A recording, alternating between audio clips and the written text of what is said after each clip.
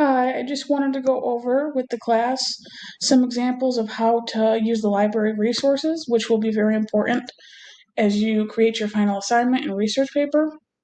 So if you just go to the Google tab and type in EMU library and Google that, you can just click right up here where it says emich.edu, and it'll take you to this page where it says research guides, databases, journal titles, collections, and so on. So what I recommend is just going through, kind of getting acquainted with the different forms they have.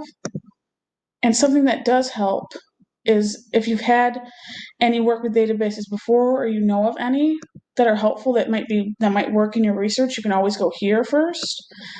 Some good ones are JSTOR. That usually has a lot, for example. So we'll go to there first, and then it'll bring this up where you have to log in with your emich.edu. So you'll go in there,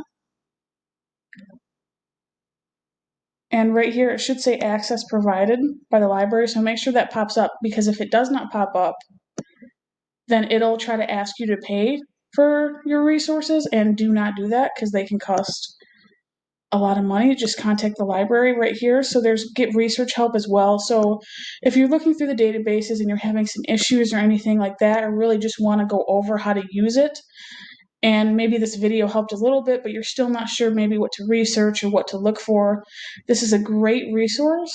So you can talk to them on Zoom, you can email or do phone replies, virtual appointments, and I would recommend meeting with them because they are very, very helpful. But there's a ton of different resources here.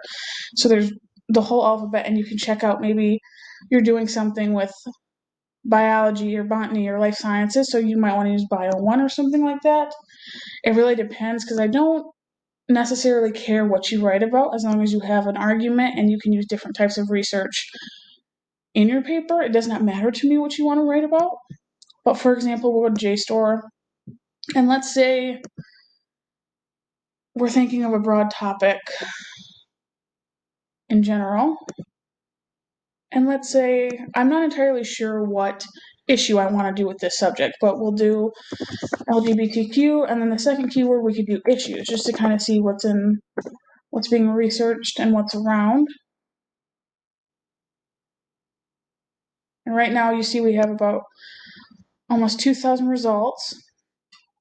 So when you're going through, and if you maybe don't have an idea of what issue, that's a really good thing to do, is type in the main area you want to look at, and then the second keyword being issues. So for example, you could do something like visibility, like this one talks about, so LGBTQ visibility in different curriculums. So if you decide to do that, you can always keep this and then click it, for example, so whatever source you find. And then make sure that you can also download it, or you bookmark the page so that you remember exactly where it's at. Or copy this link over here that says stable URL so you don't lose it.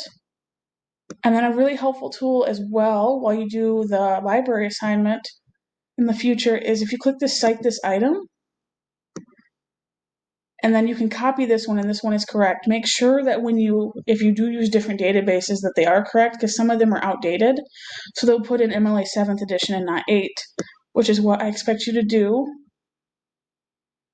So right here, for example, you keep that. So now you have an idea maybe of exactly what you want to do, and you could argue there should be more visibility for LGBTQ plus members in curriculums. So you have that down, so you can go right back up here and then type in perhaps some keywords, so LGBTQ, and then you can also do curriculum in general.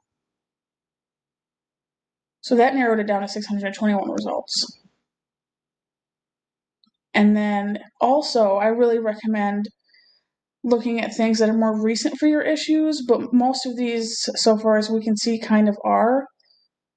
But an easy way to further that, when you do this, I can show you, is if you go to this publication date area, it looks pretty similar on most databases, and you type in, let's say, 2015 to 2021, and apply, it'll narrow down.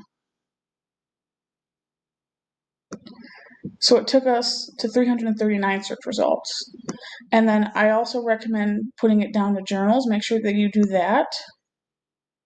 Then it took us down a little bit more. And then you can also, if any of these subjects over here align with what you might be writing about, you can also click those as well, which will narrow it down even more.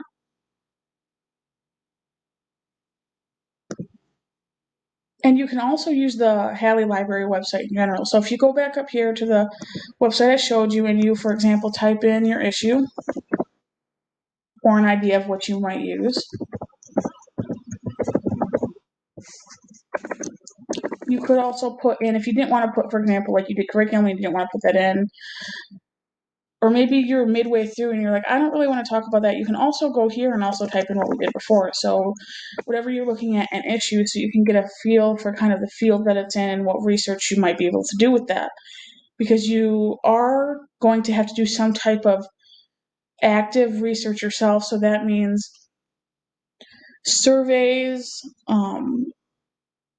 interviews, and collective interviews. So not just one or two, but multiple. Or you can reach out to certain people, take polls, things like that, as long as there's some physical aspect, which is important in the final research paper that you do. So if we look here, when I type that in, we got a bunch of results, as you can tell. And I like using the Halle website because it does give a lot, so it takes into account a lot of their databases without having to actually go click them. But over here, you can do the date assignment again. So we'll do 2015 to 2021.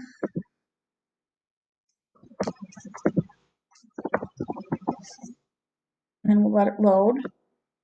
And then if you go over here, there's a discipline tab.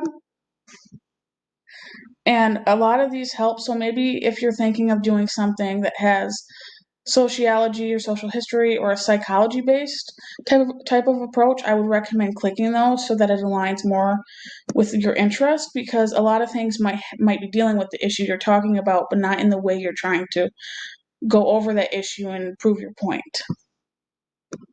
And then there's also subject terms which could help you. So LGBTQ studies, which is a pretty newer field, but pretty massive with the amount of work they have available.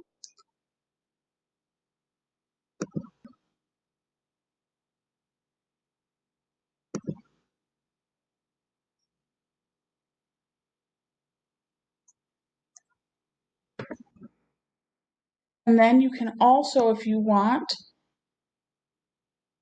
you could also choose journal article, dissertation, thesis, magazine article, book, ebook. I do recommend that you have at least 5 or so of journal articles chosen for the sources, and then dissertation and thesis statements. So, for example, if you find one, let's go to this. It might not have to do with what I had just found before, but we'll go look at it. I do want to also go over in a later video on how to use some guides for MLA formatting at your convenience. I also recommend that you click over here, full text online. So that means that you can actually access the full text through the website. And I'm perfectly okay with using the library in person. That's fine with me. Just make sure if you do that, that they're able to have that in time for when you have to turn in your paper, things like that, and don't count on it within a couple of days of turning things in, because it probably won't happen.